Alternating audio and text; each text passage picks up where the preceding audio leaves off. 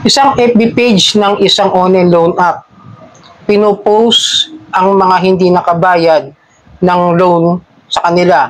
As in, sa Facebook page po mismo nila. Hindi ako sure kung alam ng company ito o baka meron silang isang online loan app collector agent na ginagawa yung ganito klase ng mga paniningil at mga unfair debt collection practices. Na alam niyo namang maling-mali po yung ganyang klase ng mga paraan at paniningil dito sa mga borrowers na hindi nakapagbayad ng utang sa kanila. Pero bago ang lahat, maglalambing po muna ako sa inyo na pakipollow po ang aking mga social media account, ang Facebook, YouTube at ang aking TikTok. At kung nagustuhan nyo ang aking video, ay pakilike na lang po at share nyo rin sa iba para makapagbigay awareness at bigay idea at knowledge doon sa bang mga OLA victims na mga problema about sa kanilang mga loans sa mga ganito klase ng mga online loan apps. At pakihit nyo po yung mga notification bell para updated po kayo sa mga videos na ginagawa ko dito. So yun nga, pero bago ulit ako magsimula, mag-disclaimer muna ako, no? Please pakipanood po ng maigi at mabuti at intindihin po ninyo ang bawat sasabihin ko sa video ito at pati na rin sa mga ibang videos na ginagawa ko. Nasa video na po ang sagot. Kasi minsan may nagtanong sa akin, sinagot ko naman po ng naayon sa sinabi ko rin sa video. Merong hindi ko sure kung legit siyang follower o subscriber. Kasi may mga times na iba yung pagkaka-deliver doon sa ibang tao. Kasi hindi po tayo pare-pares ng point of view. Naiintindihan ko naman po yun. But as of my own point of view, wala po ko sinabing masama doon sa isang nag-comment. Okay? Sinabi ko lang po kung ano rin yung sinabi ko sa video. Kaya nga sabi ko sa inyo, panoorin po ninyo ng mabuti at intindihin po ninyo yung mga sinasabi ko sa bawat videos na ginagawa ko. Dahil nandito na po yung buong paliwanag, kasagutan at mga payo na maaari kong ibigay sa inyo. Sana naliwanagan po kayo, okay? Nandito na po para, kasi minsan maguguluhin tayo eh.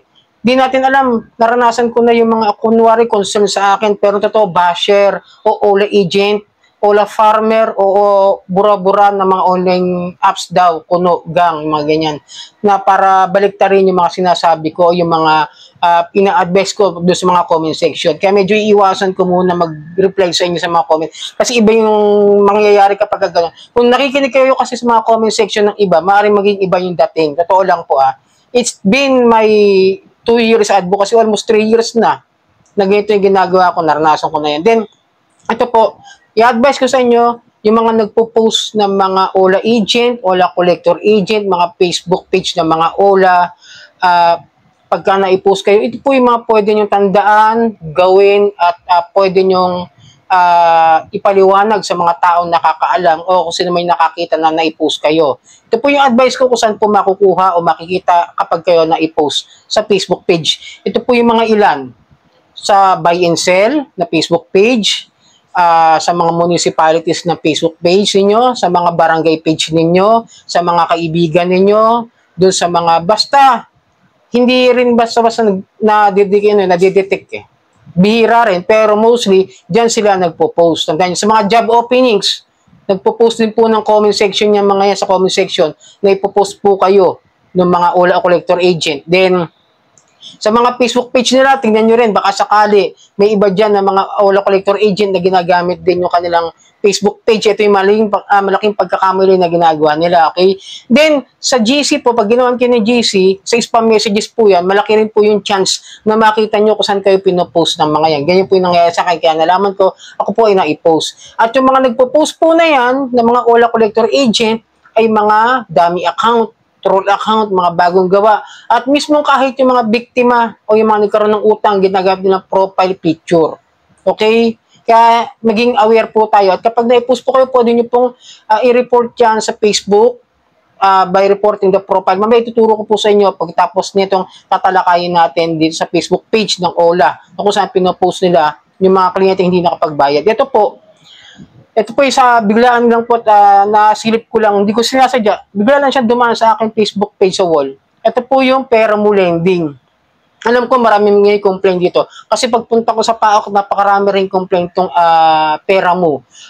Ano lang po, awareness lang po ito. Hindi po ito paninirang puri doon sa company na Peramu. Sa Peramu, maging ano rin po kayo aware na mayroon kayong Facebook page, maaaring ginagawa ng inyong mga collector agent. Dito pinopost yung mga kliyenteng hindi nakapagbayad. Alam nyo noon po na mainit ang gobyerno ngayon sa mga ganitong klase na mga harassments sa mga unfair debt collection practices na ginagawa ng karamihan ng mga online lending apps. Ito sa pera mo po ito ha. Ayan po, hindi po yan galing sa akin, galing po mismo sa Facebook page nila. Okay? Pera mo lending, ayan o. Scammer to. Mag-ingat, magnanakaw, mahiya ka naman, balik mo ang ninakaw mo. Tapos nakapost yung Facebook page nung tao. Nagtatrabaho siya bilang isang rider. Ayan o, tapos takpan ko lang yung pangalan niya at yung page. Pero yung nakalagay din, rider here, hatid sundo. Hatid sundo, pwede po ako, PM lang din. Nakapost po yan. Then sumunod, ito po yung pinaka hindi ko nagustuhan na ginawa niya. Isang buong pamilya, pinost yung picture, okay? Pera mo lending, ito bago lang to, oh. July 25 lang to, recently lang, oh. This is from Pera Mo Collector Agents. Ayan, malinaw na malinaw, ha? Palautang na scammer name. Takpan ko lang po yung pangalan nung borrower, nung kliyente. FB name niya, tinakpan ko pati yung number po niya, takpan po natin para sa kanyang kapakanan. Until now, di ka pa rin nagbabayad sa utang mo sa amin. Mag-overdue ka na sa ngayon. Huwag mong intayin, mga kaibigan mo sa FB, ang sisingilin namin pag ayaw mo makipag-cooperate sa akin ngayon. Ilang minuto na lang, kakalat talaga mukha mo sa FB, buy and sell group sa pagiging scammer na tinilikuran mo, utang dito sa amin. Tandaan mo, nasa amin ID mo at facial recognition mo. Mag-reply ka para walang gulong mangyari. Baka mga FB friends mo na lang sisingilin namin, di ba? Malino, ayan po yung, ano po niyan, yung picture na yan, biblurred ko lang. O tatakpan ko, ayan po yung pangalan po niya na pinost. Kaya nilikuran mo, utang mo, tandaan mo, nasa amin lahat. Ha? Sabi nga, pati Facebook friends, sisingilin nila. O, tama ba yan? Di ba mali? Unfair debt collection practices ang nilalabag nila. Kaya kung may mga utang kayo dito sa pera mo, baka mag-i-post kayo. Silipin nyo na lang po yung kanilang Facebook page. Ito po, ayan po yung mismong page na nakita ko, napadaan lang sa wall ko yan. Ayan po, yung Pera Mo Lending. Meron pa silang license number dyan, o SEC registration number. Ulitin ko, hindi ito paninirang puri para doon sa company na Pera Mo. Kayo po mismo yung nag-post nito kung talagang hindi nyo alam, baka collector agent nyo. At sinabi naman po, collector agent nyo yung gumagawa nito. Dapat gawan nyo ng aksyon. Dahil alam nyo mainit sa inyo ang gobyerno, lalo na ang PAOK. Okay? Na-post ko na rin po ito sa Facebook page ng PAOK, itong Facebook page ng Pera Mo Lending. Then, paano natin i-report? Pero mas maganda, i-copy-link nyo tapos i-forward nyo doon sa PAOK o kay Sir Winston Casio para mai-forward natin at maimbestigahan yung ganitong klase ng mga ginagawang unfair debt collection practices ng mga online lending apps na mayroong Facebook page. And then, pwede natin i-report kay Facebook. Ayan po, report page. Pindutin nyo lang po yung tatlong tuldok sa tabi ng message, okay? And then, what do you want to report? Something about this page. Then, sumunod po, ang ilalagay natin is yung bullying or harassments. Ayan po, nilagay ko. And then, who is being harassed? I don't know them. Tapos, ito yung susunod yan. You are about to submit a report. Something about this page, bullying, harassments, or abuse. Bullying or harassment, yung ginagawa nila. Tapos kung sino yung hinaras, I don't know them. And then forward lang po, thanks for reporting this page, done, ay next. And then submit na po yan at bahala na po si Meta ang gumawa ng paraan kung mati-take down niya yan o kung ano yung gagawin. Pero mas maganda, report po muna natin sa PAOK.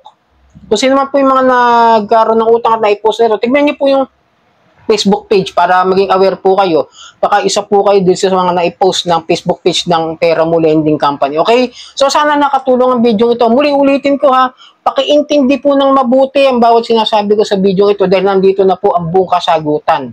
At sana nakatulong sa inyo. Please, paki-follow na lang po ang aking mga social media account, ang Facebook, YouTube at ang aking TikTok. At kung nagustuhan nyo, paki-like na lang po, share at hit nyo po yung notification bell para updated po kayo sa mga videos na ginagawa natin dito about sa usapang online lending apps. Maraming pong salamat at sa uulitin.